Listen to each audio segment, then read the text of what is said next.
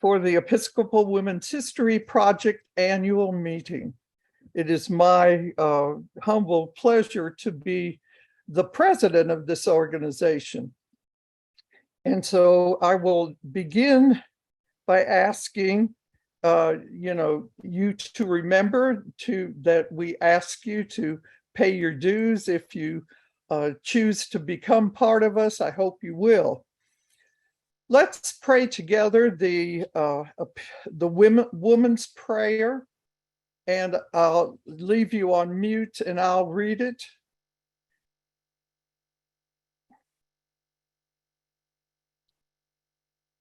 Do you have?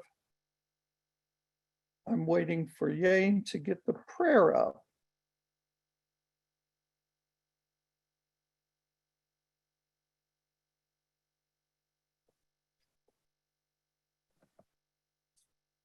I can do it if you want. Do the rest of you have the prayer?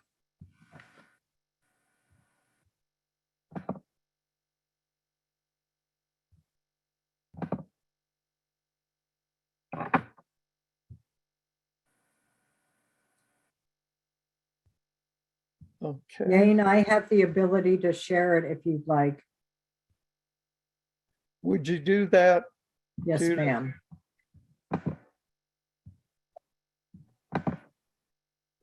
Can you all see it? Yes. There you go. Praying the woman's prayer.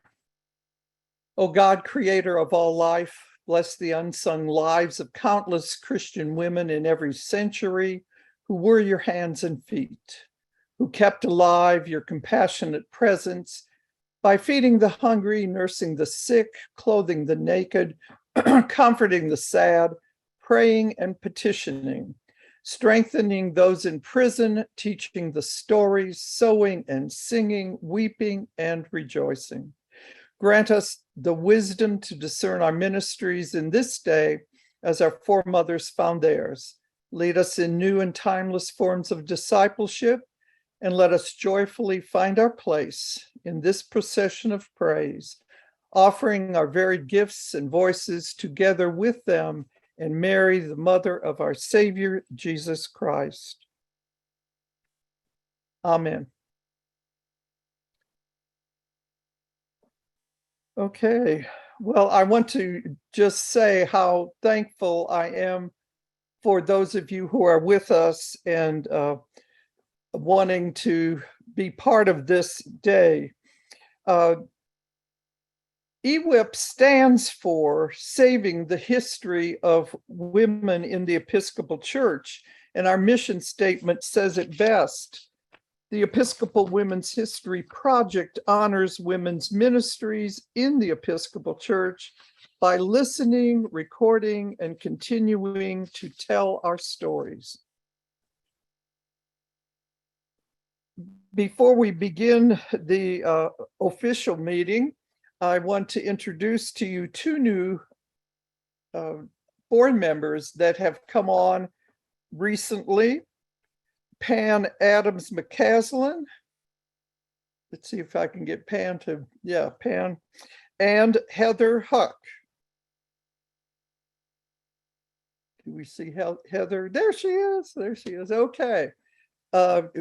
We look forward to you coming on the board, and I think you're coming on at a time when there's some really good dynamic things happening. So thank you for the willingness to serve. Next, I want to ask Judith if she would, to present the treasurer's report. Certainly, I'll be glad to do that. And you'll all be glad to know that it's going to be brief, right? Okay. And we'll get on to bigger and better things. I'm basically going to share my screen right now and bring up a balance sheet just to show you. Can you all see that? Yes.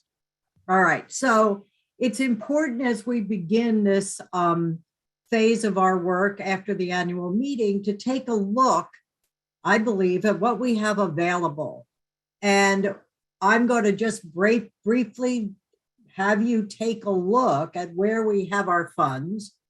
And then to say something a little bit after this, if there's no questions, about a new committee that we'll be looking at. So we currently bank, and I know you're all excited, with Bank of America, so that wherever the treasurer is, there's an office and a bank throughout the country.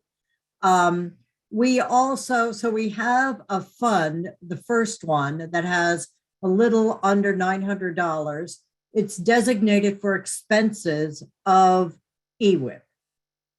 The second fund is where we get our grants from, our money. If we issue a grant, the payment of that comes out of that next fund, that money market account designated for grant. And then to be able to write checks, you need to have a checking account.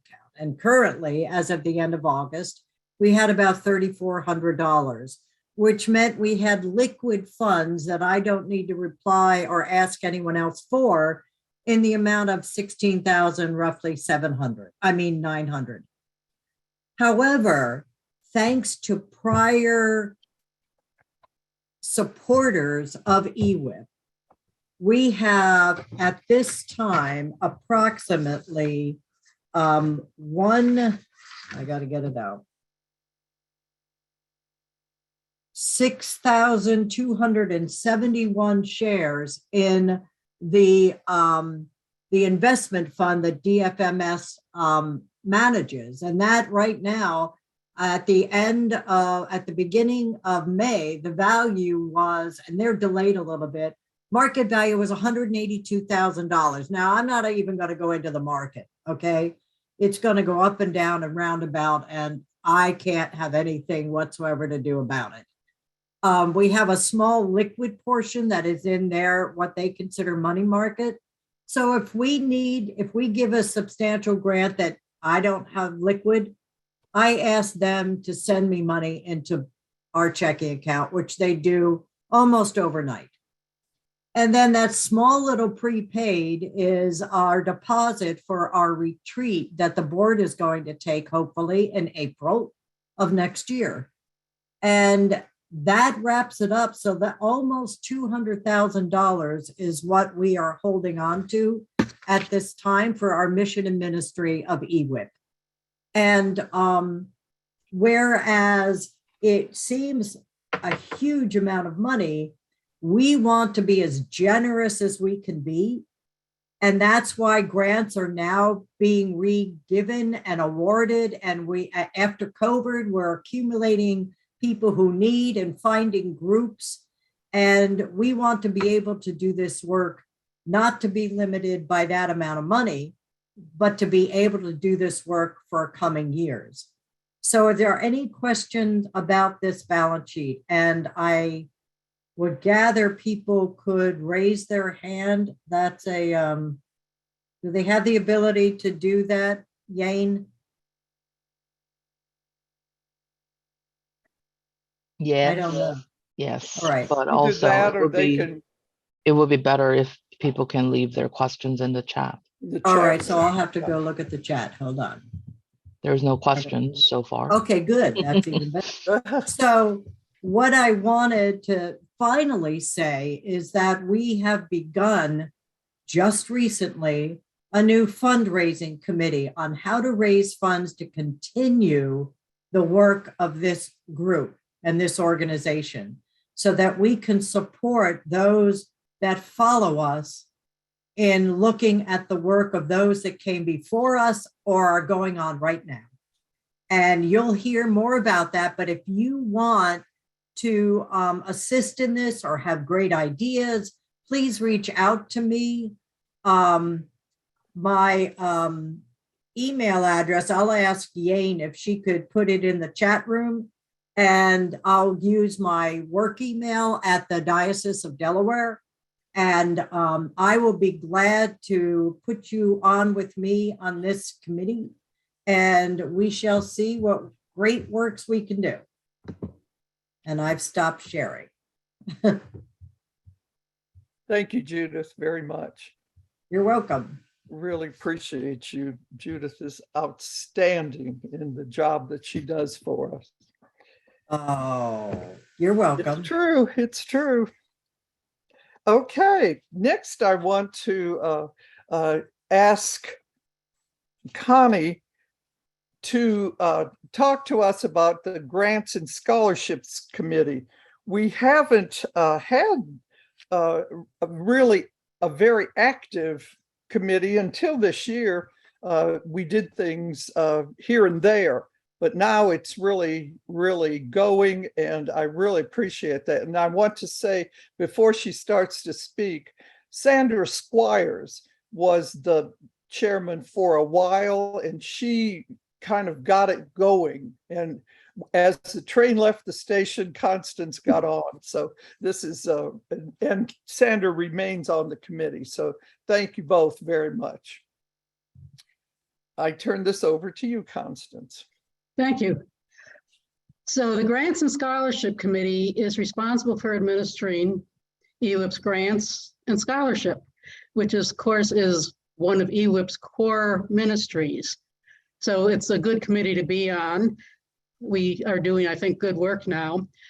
In addition to me, the other members of the committee are Dr. Sandra Squires, the Reverend Deacon Cecily Sawyer Harmon, and the Reverend Dr. Cheryl Kujawa Holbrook. And I would say we are a congenial group and we get our work done. We meet primarily through email and an occasional Zoom. EWHP has a number of grants available to support primarily research and publication on the history of women in the Episcopal Church, and they're all listed on the EWHP website. Our application form is pretty straightforward and easy to follow. We're not asking people to do applications to the level of, say, the NEH or something like that, but we get the information we need. We operate on a rolling basis. There's not a real deadline. Basically, once an application is presented to us, the committee evaluates it. And if it's ready to go, we'll have the full board approve it at the next regular meeting.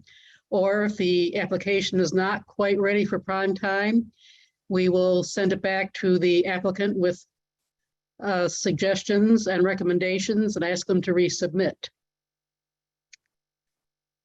Last year, we gave out one grant, a Frank Sagana grant that went to the community of St. John Baptist in Amendham, New Jersey, to support the publication of the second volume of the History of the Order in the U.S.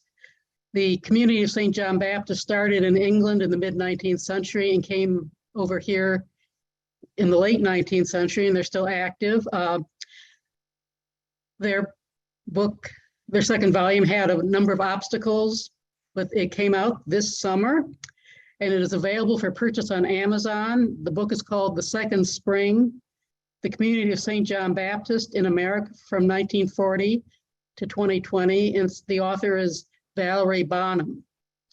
And so our grant to them for this, to cover all the publication expenses, was a little over $6,000, which was, the sisters really needed it because COVID really killed their source of income, since they depend a lot on income from retreats and people coming for quiet days and things like that. So they had no money during COVID, and we were able to provide them a great service by funding this publication. This year, we gave a Frank Sagana grant to the Reverend Deacon Daphne Noyes, who is here attending this meeting. I see her face on the screen, so it's good to see you, Daphne. And her grant is to fund research on a woman named Adeline Blanchard Tyler, who was the first woman in the U.S. who was set aside as a deaconess in the mid-1850s. This happened in Maryland. And Deaconess Tyler is a fascinating person from what I've learned about her, and Daphne's doing great work researching her. Deaconess Tyler's life is important for the history of the church, but she was active in many other areas of life. So this is going to be an important book when it comes out on women's history as well, because the deaconess was involved in early hospital administration and other philanthropic works in the mid to late 19th century. And the grant was used to fund a research trip to repositories to the Maryland Historical Society and the Diocese of Maryland Archives in Baltimore. So this is a great project that we're glad to be able to support. I'll mention also grants that were given a few years back, I think in the late teens, like 20 teens. There were 2 Catherine Jeffords Shorey grants to Margot Guernsey for a full-length film, documentary film that she's doing on the Philadelphia 11.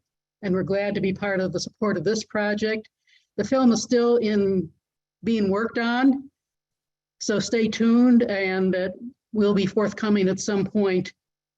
But films are big projects. Now, one of a constant issue for us is getting the word out about what we do. Well, this summer we did a big publicity blitz about our grants to various places in the church and also in the scholarly community. And that's resulted in a number of inquiries. And I believe it will also lead to some successful applications. And I'm looking forward to us being able to spend more money on these good projects. Another new venture for us that we started just last year, and it's still very much a work in progress, is the Reverend Dr. Matilda Dunn Scholarship. Matilda Dunn was active in EWHP for a number of years. She was the president. She was the person who spearheaded the conference on women of color in the church in 2017. Well, alas, Matilda Dunn left us in January of 2021, and EWHP decided that the way we would like to honor her memory would be to create a scholarship in her name, and a scholarship that really is directly connected to who Matilda was. So the scholarship is for $1,000, and it's open to women who identify as Anglican or Episcopalian, who are non-traditional students at a school of higher education to any level from community college through graduate school. We chose these qualifiers because Matilda Dunn herself was a woman of color, an immigrant. She was a non-traditional student. She finished her bachelor's degree sort of as she could, among working it around being a wife and mother and following her husband's career. And she went to seminary in midlife. So her educational path was a bit challenging at times. So these qualifications do reflect Matilda Dunn's life and situation. The scholarship is unrestricted as to its use. The recipient may use it for either school fees or living expenses. And if you're a non-traditional student, having it available for living expenses can be very important. Now, a non-traditional student, just to get those parameters in mind, is a person who meets any one of these qualifications: delayed entrance to college, working full-time while attending school part-time, at least some of the time, being financially independent in terms of student aid, being financially responsible for family members other than a spouse, maybe children or your parents or your siblings, or being first-generation person to attend college. Now, so far, we have not yet received any applicants for the scholarship. Partially, it's because this is a new venture for us, and we're also trying to reach a new population of people. We've certainly sent out information about the scholarship to a number of places where women of color might be, where they might know about women of color, like HBCUs and some Native American places.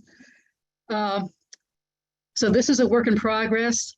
So in conclusion, I think the best thing to say is that we have our grants and scholarship available.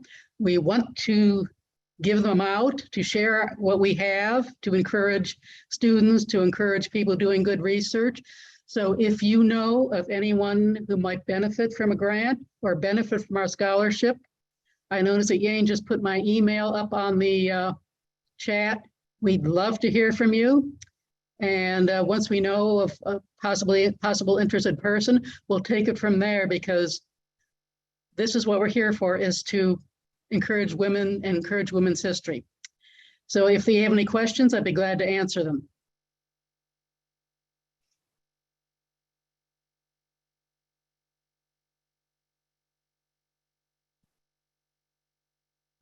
You're muted, Joanne.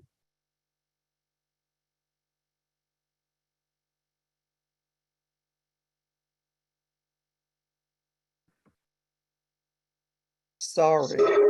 There you go.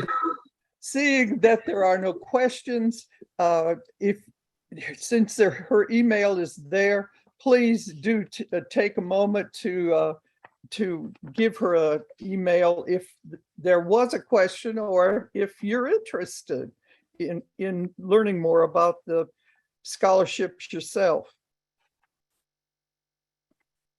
Next, we're going to go to what is really an exciting part of this meeting, and that is the awards. It has been several years since we have given out any of our awards. In fact, the last one given was an Adelaide Teague Case Award to Matilda Dunn, and that was in 2019. So we're just excited that we can do this. Two of these awards are new, but two of them are awards that have been part of this organization for many years, and we are following along and doing giving this out, as is our mission. The first one I want to give is the Ruth Alexander Award for History in a Published Work. It is a $1,000 award, and it will be given to the Reverend John Rawlinson, whose article about Gene Johnson, deacon, appeared in the Historiographer in August 2021. I give this award to you, and we will be giving you the monetary amount very soon. Would you like to say just a couple of words, John?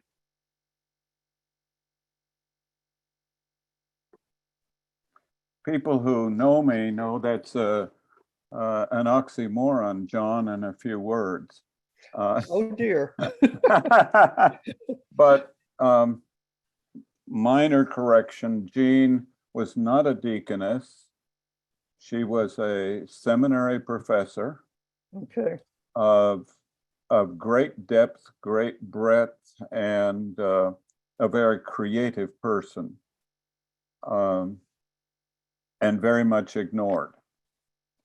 And I encourage people to read the article.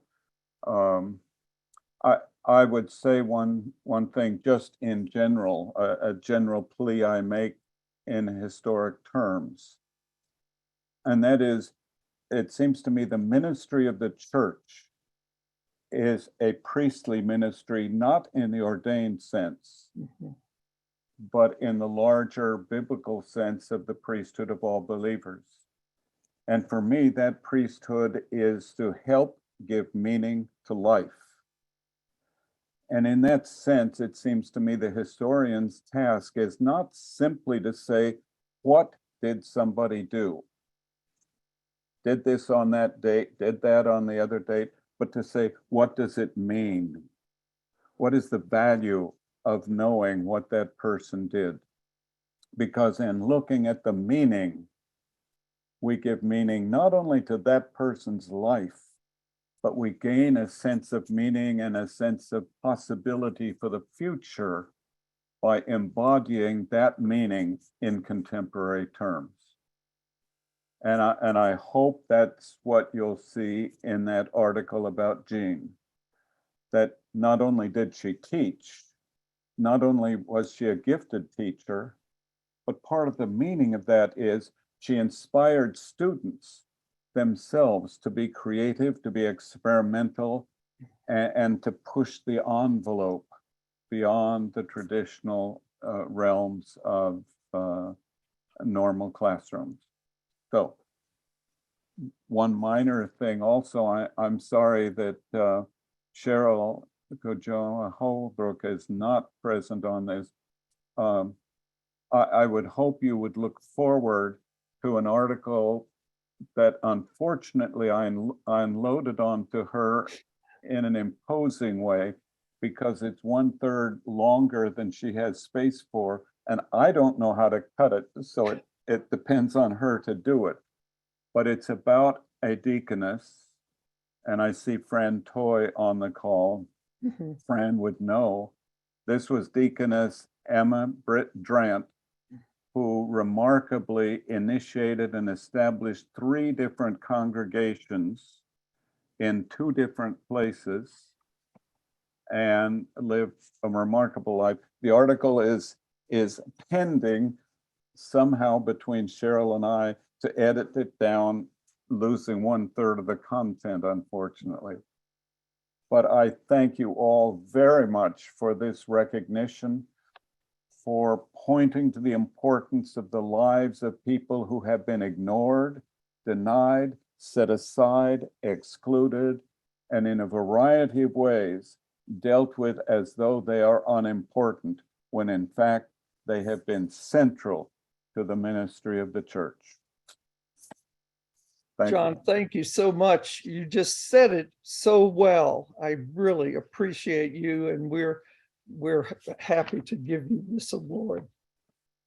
The next award is a brand new award. It's the Joanna Gillespie Award for Creativity. And Joanna was one of the co-founders of EWHP, and she's the one who created the prayer, the woman's prayer that we say at every gathering. We give this new award to Pan Mccaslin. Pan has been a dear friend of mine for many, many years, and I have seen her in her work in the parish. I've seen specifically myself her work in the diocese. I was on the Commission of Ministry with her for 10 years. She was the chairman and did a fabulous job. And she moved from our diocese to another and got completely involved there. And she also has been very active in the national church and was on the, what is it, give me the letters, PD, the committee. Anyway, she chaired the committee, finance committee, and she just, everywhere she steps, she shows creativity in our church. So I would like to thank her very much and give her the new Joanna Gillespie Award, and ask if you have a few words to say, Pad. Thanks, Joanne, and thanks to the board. I was really touched when I got notified about this honor, and it came as I rotated off after 7 years as chair of the Board of Archives of the Episcopal Church. But I've been involved with the archives since, around 2008, I think, when we began the process of saying, what do we need to do with our precious documents and how do we house them? During the pandemic years, we were able to move the archives to an interim location in Austin. And there are lots of opportunities now for people to be able to access our records in different ways. The digital system is up and running now, which is just wonderful. I got invited to join the board of EWHP, and it just seemed like the logical next step, because I really believe that, number one, we've got to honor our history and honor the work that happens in our church, so that we can then reach out in new and different ways to offer God's work in our world as our world keeps evolving. And so we need to know our history, and we need to be those ministers in the world. So I appreciate this greatly. Thank you. Thank you, Pan, and we look forward to having you on the board. I want to say also that Pan was one of our speakers at our first Lenten series. She talked about the life of Peggy Bosmeyer, who was the first woman priest in Arkansas. And so you will find Pan popping up here and there everywhere. And it's good to be friends with her and be part of her life. The next award that we're giving, is one that has been going on since the beginning of this organization. But we are doing something a little bit different this time. The Adelaide Teague Case Award has been given to someone who dedicates herself to ministry for and with women. And it has traditionally always been given every third year, coinciding with the General Convention.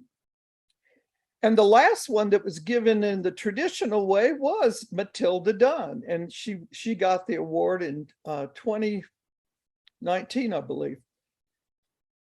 But because of COVID, we're doing something different. There are two women who have died since COVID, not from COVID, but in this period of time. And neither of them received this wonderful award for their service.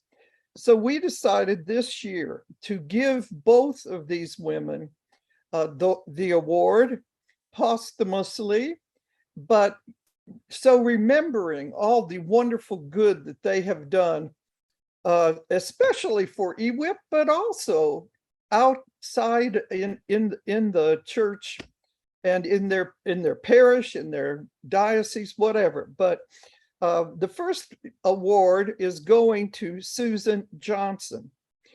Susan had been on this board, and she had been the president, and she worked hard all the time.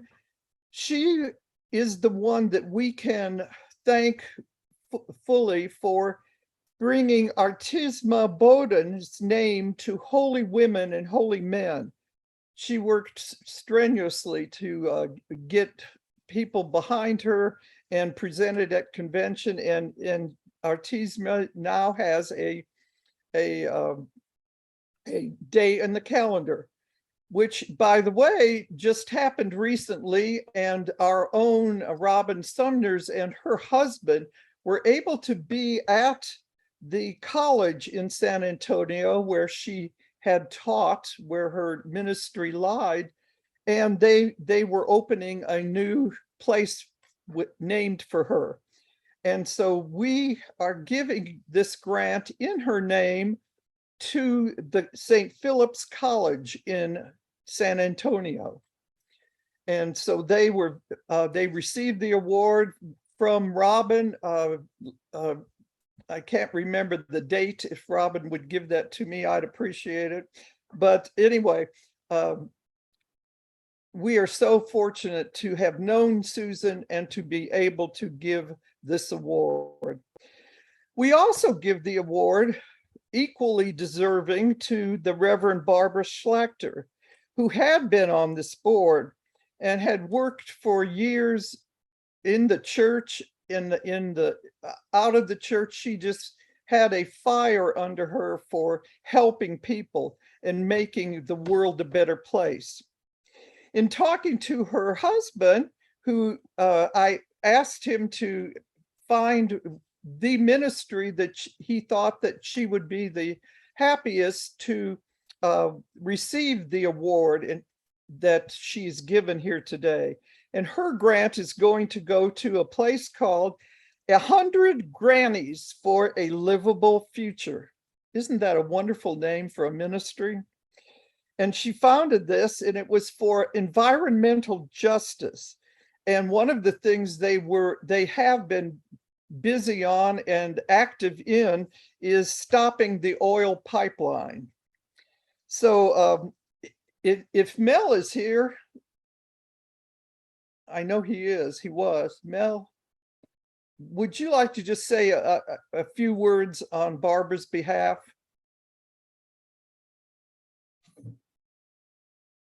Sure. Okay. It was a surprise to get your phone call about this, and a very pleasant surprise. Barbara was inspired for 100 Grannies after she read one of the books by James Hansen, who was a NASA engineer and scientist, who commented at one point that he was doing his work really for his grandchildren, and that he was hoping that the world would become a better place and the climate would get under control, so that his grandchildren would have a better world.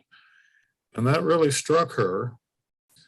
So there began her customary way of gathering women together, which she's done how many times. And there began 100 Grannies for a Livable Future. 100 Grannies, I mean, Barbara died in 2016, and 100 Grannies has only gotten stronger since. They're convinced she's still with them, and they may not be wrong. So the two poles of their activity tend to be the activist climate change kinds of things that you mentioned with the pipelines. A few of them have gotten arrested over it. And then they have a serious educational side too, both for grown-ups and for kids. So they have regular film or speaker series here in Iowa City on different environmental issues, and we've got a host of experts in this place. So they're not short of candidates, and they've previewed some pretty good films too.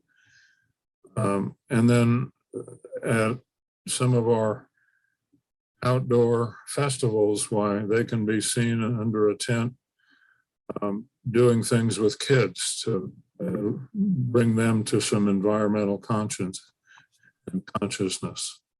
So they look forward.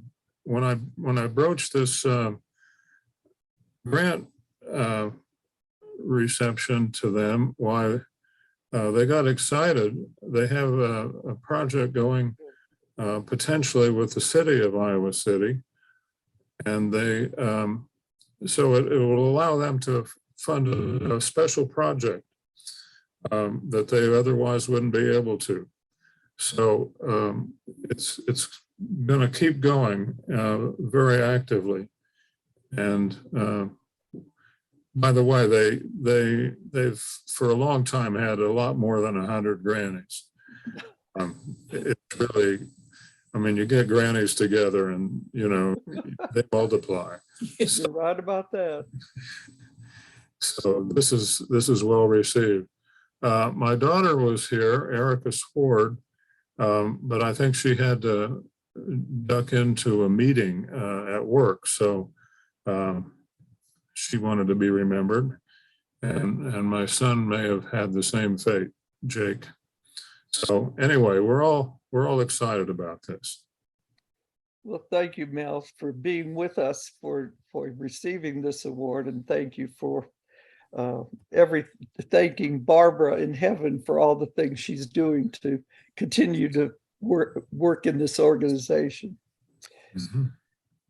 The last award is also one of our new awards. It is the Every Woman Counts Award.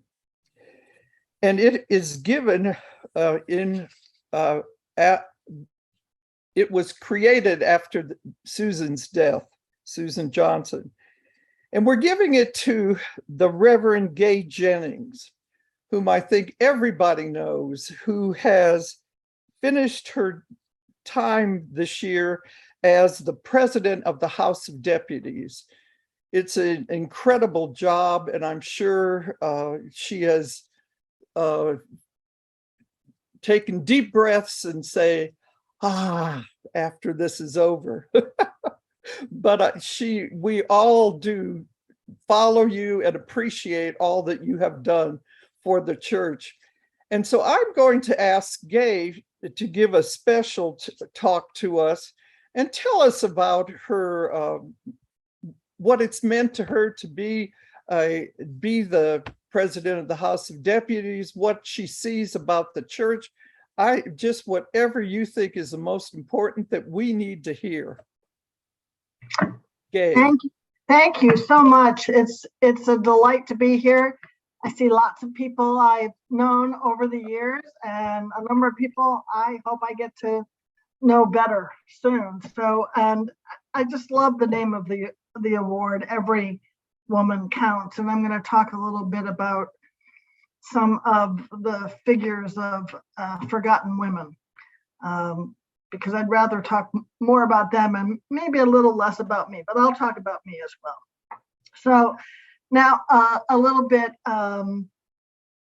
about my story with some reflections on the leadership of women in our beloved church, which is sometimes late to the party in terms of inclusion, but works mightily to catch up once they get there, right? So I was a young woman of 23 when I went to see the Bishop of Central New York to tell him I was going to seminary. It was August of 1974, and I'd already been accepted at the Episcopal Divinity School in Cambridge, Massachusetts, and I was going on my own self-devised trial year. But the rector of my parish said I should let the bishop know of my plans. So I met with Bishop Ned Cole, who looked a bit like Methuselah, and I told him what I was doing. I met with Bishop Cole just 2 weeks after the ordination of the Philadelphia 11, one of whom was resident in Central New York. Bishop Cole, although in favor of the ordination of women, was not amused. And he said, "Young lady, why exactly are you here? What do you want from me?" And I responded by saying, I came because my rector told me I had to come see you. And so here I am, and I don't want anything from you. And he laughed and replied, "You are the first person in a long time to come see me who doesn't want anything." He then looked at me over the bridge of his bifocals and asked me a question that I somehow knew was important to him. He said, "Gay, what will you do if you aren't ordained?" I looked him square in the eye and said without hesitation, "Something else." And he burst out laughing and told me he hoped he would be the first to know if I decided I wanted to be ordained. I didn't tell him that I was still a member of the Presbyterian Church, and that seemed irrelevant since I had been attending the Episcopal Church on and off for a couple of years when I was home from college, but that's a whole nother story. I went off to Episcopal Divinity School in Cambridge, Massachusetts for seminary, and my trial year turned into 3. And while I was there, I met at a poker game the man who has now been my husband for 46 years. Albert and I were married on August 14th, 1976, just before my last year in seminary and a few weeks before the historic 65th General Convention.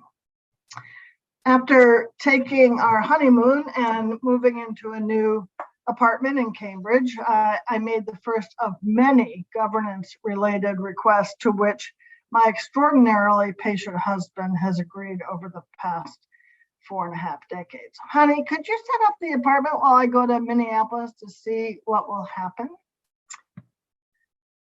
He agreed.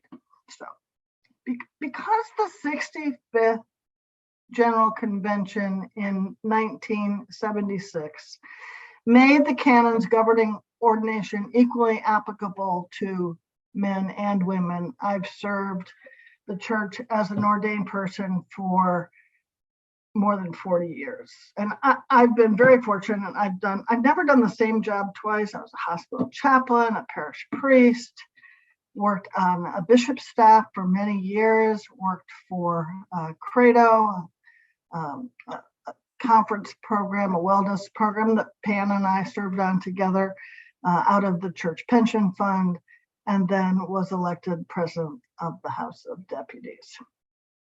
The church we all love did something else when it passed the canon. Now, I have a confession. When I was ordained so long ago, I thought that was the big story, that women could be ordained. But I was wrong. I was really wrong. The primary reason I could even be ordained was because of the witness and persistence of lay women. But I did not fully appreciate that as a young ordinand. The history of the witness and persistence of lay women is rich, as so many of you know, and I thank EWHP for keeping so much of that history alive. In the 46 years since that, and it was tense, I was there watching from the bleachers, since that tense day in Minneapolis, the leadership of women, lay and ordained, has changed the church. The way we govern ourselves and the way we understand broader issues of inclusion. The movement for women's leadership established networks, it generated momentum, and it raised up leaders who pushed for the full inclusion of gay, lesbian, bisexual, and transgender people in the life of the church. It insisted that we deal with clergy sexual misconduct and galvanized other movements for justice.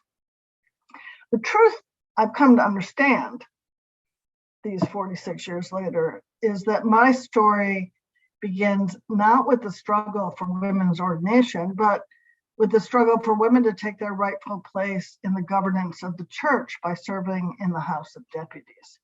That movement began, as many of you know, in 1910.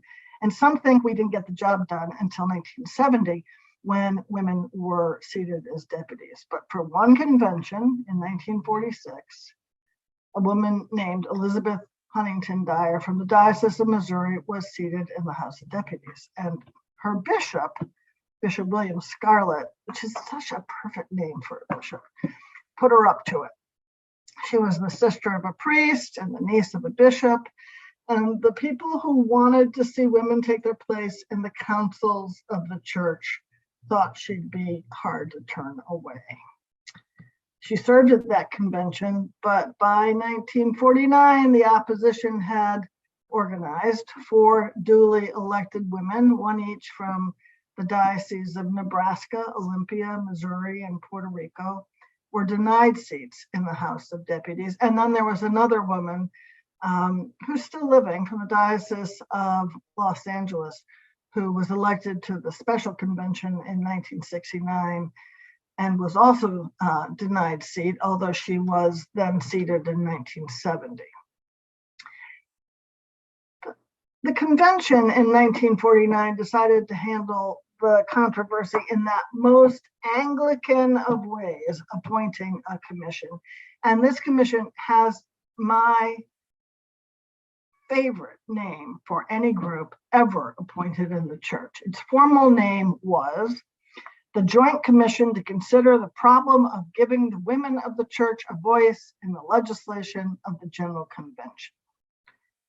Perfect name. Its report is in the Journal of the 1952 General Convention, and I commend it to you, especially if you are a student of the many and varying ways the church can avoid committing justice. You won't be surprised to learn that the Joint Commission to consider the problem of giving the women of the church a voice in the legislation of the General Convention did not solve the problem it was convened to address. In fact, every General Convention between 1943 and 1964 rejected resolutions to seat women. In 1964, the bulwark that male deputies had constructed began to crumble. And some of you know the story of how it finally fell. The wrecking balls included grace, shame, and money. Dr. Pam Darling tells the story in her book, New Wine, and I relied on that chapter when I wrote a chapter on this subject in Looking Forward, Looking Back, a book of essays edited by Dr. Frederica Harris Thompson, a mentor of mine, a deputy, a laywoman, and longtime seminary professor. The book was to mark the 40th anniversary of the ordination of women. And it's a story full of lessons for the pursuit of equality in the church. And here's what Pam said, is what she wrote. Time after time, the women of the triennial politely petitioned, and time after time, the deputies refused, as each convention duly performed the rituals of deference and power embedded in the United Thank Offering, modestly presented by the women and magnanimously received by the men. Power does not bow to deference, she wrote, and it was not until a greater power was exerted in the form of the increasingly embarrassing distances between secular and church practices highlighted by presiding Bishop Lichtenberger's sharp rebuke in 1964, that the men of the convention finally voted to allow women to join them as deputies. Lichtenberger, a beloved bishop who was retiring due to ill health, spoke in firm tones to a joint session at the 1964 General Convention, pointing out to the assembled men the contradiction inherent in their refusal to seat women in spite of their willingness to accept nearly $5 million from the United Thank Offering and to adopt a document titled Mutual Responsibility and Interdependence from the 1963 Anglican Congress.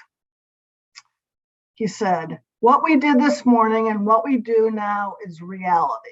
The other is, I believe, the unwillingness to face the fact that women are members of the body of Christ, that they are of the laity and members of the body of Christ." Later in the day, one of my predecessors, House of Deputies President Clifford Morehouse, a distinguished publisher and vocal supporter of seating female deputies, called the House to order and directed that presiding Bishop Lichtenberger's statement be read again. Despite that appeal, the deputies were unhappy with the presiding bishop's attempt to influence business in the House of Deputies and stood firm. The next General Convention in 1967, the deputies finally gave way. And here's why. They gave way. Here's why. As the ECW's financial power grew, not surprisingly, so did the women's political clout. The United Thank Offering, which had totaled just over $44,000 in 1875, was up to $2 million by 1949, and in 1951, the year of my birth, received a single donation of over $1 million in addition to smaller gifts and coins dropped into its ubiquitous blue boxes. At the 1967 General Convention, Louisa Bailey of the Diocese of Atlanta was presiding officer of the triennial, and she found herself at the center of a storm. Presiding Bishop John Hines was promoting a $9 million special program that he said would allow the Episcopal Church, quote, to take its place humbly and boldly alongside of and in support of the dispossessed and oppressed peoples of this country for the healing of our national life. Bailey had been introduced to the issue of seating women as deputies in 1955 at General Convention in Honolulu, when she was first a delegate to the Women's Triennial meeting. I heard my first debate about women being seated as deputies and walked out because I was so angry I didn't know what to do, she told Dr. Mary Sudman Donovan, who was herself a pioneer of women's history in the Episcopal Church, in an interview for the archives of the Episcopal Church in 1983. She said, in the House of Deputies, and I could only stand on the outside, looking in. With Bailey presiding in 1967, the triennial meeting voted to approve Hines' request that they contribute $3 million to the special program. So the vote took place before the two houses considered the initiative, and the women's commitment to provide a third of the necessary funding exerted tremendous influence on the debate. In short, the women, denied a role in the governance of the church, exerted their authority by influencing the budget and pushing the church to look beyond itself in ministry and mission. You will not be surprised to learn that many of the men did not like this turn of events. They complained that the women and their money were exercising too much power. Mrs. Bailey remembered, we were constantly, harassment's not a good word, but you never walked anywhere that some man who was the deputy didn't bring up the subject. She responded firmly and politely and practically by locking the doors of the triennial meeting hall. She said, some were encouraged, but others were not. And that's why we kept the doors locked, she said, because I knew some of those prominent men and they would come in and influence us. Then came the vote on admitting women as deputies. First, the House of Deputies and bishops voted in favor of seating women as deputies. As I walked down the aisle in the House of Deputies, I'll never forget the mass of men snapping pictures of me going down. It was a great day in the life of the church. And it was not Louisa Bailey. It was all the women walking down that aisle. On that day, she became the first woman to address General Convention, speaking both in the House of Deputies and the House of Bishops. So take a second to consider the magnitude of that fact. The first General Convention was held in 1785, and for 182 years, only men participated in it. For nearly 2 centuries, General Convention, the highest temporal authority of the Episcopal Church, heard and considered only the voices of men. Talk about being late to the party. During Mrs. Bailey's speech in 1967, word arrived that the House of Bishops had concurred with passage of the constitutional amendment that would allow women to be seated. Amending the church's constitution takes 2 votes of General Convention. And so after that, the story picks up 3 years later on October 12th, 1970, at the General Convention in Houston. The Journal of the General Convention tells the parliamentary story. The secretary read message 2 from the House of Bishops, quote, which informed this House that the bishops had concurred with deputies message number 2 in adopting in final action the amendment of section 4 of Article 1 of the Constitution, which by substituting layperson for layman, removes all constitutional barriers to the seating of women as deputies in the General Convention, end quote. If anyone ever tells you that church governance is boring and pointless, you can tell them that in 1970, it was message number 2 that brought the walls tumbling down. 21 years later, in 1991, Pamela Chinnis became the first woman elected as president of the House of Deputies. And in 2012, I became the first ordained woman elected to that post. In 2018, I presided over the first general convention at which a majority of the deputies were women. And now, 52 years after women were seated as deputies, the president is a 41-year-old Latina laywoman, and the vice president is an ordained Indigenous woman. I can't wait to see how President Julia Ayala Harris and Vice President Rachel Tabor Hamilton exercise their leadership. Buckle up, church. Inspired by the New York Times overlooked series of obituaries of forgotten women, I began looking into how we remember the women who broke the barrier and gave women the vote in the Episcopal Church.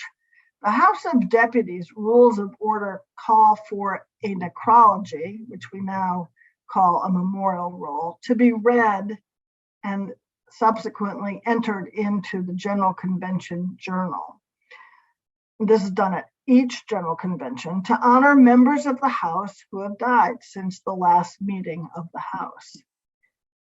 It appeared that most of the women seated in 1946 or elected in 1949 and 1969, and eventually seated in 1970 and 1973 were not included.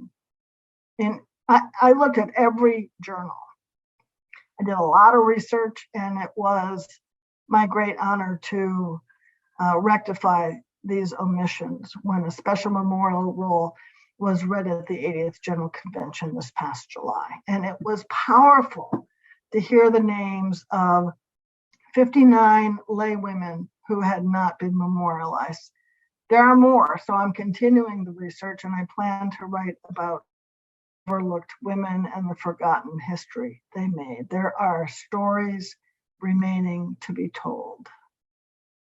Just a few more thoughts. Women's leadership has helped break down other barriers. My friend Gary Hall, a seminary classmate who delayed his own ordination by a year, refusing to take orders when his female classmates could not, that's another piece of forgotten history, notes 5 ways, and I'm not going to do all 5, I promise, in which women's leadership has changed the church. I commend his essay to you. It's included in Looking Forward, Looking Backward. Gary says that the leadership of women has meant that the church has recognized what he calls the particularity of social location. I would argue, he writes, that the leadership of women clergy has been the driving force in our church's difference in all its aspects.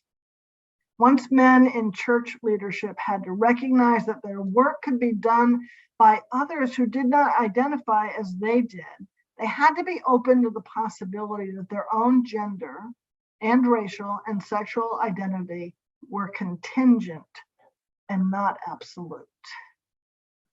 A few years ago, I told a group of seminarians who identify as female that if we envision our goal to be the equality of ordained women in the Episcopal Church, or if we measure our progress solely by the number of female bishops, we are failing to understand the magnitude of the work God called us to.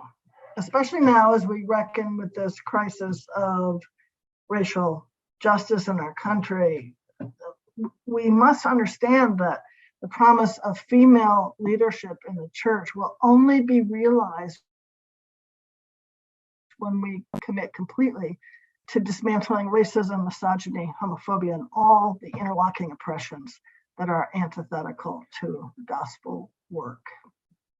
I also told them to be wary of calls to respond to declining membership in a secular culture by circling the wagons, tightening up the hierarchy, and limiting the kinds of leadership we accept and the variety of voices we hear. The legacy of women in the House of Deputies has been to opened the doors not only to other women, but also to people of color, to LGBTQ people, and to younger people called to lead in our beloved church. So I thank you, all of you, for your witness and ministry over the years. It makes such a huge difference to tell the stories of the women who have shaped our identity and our witness as the church. Thanks so much.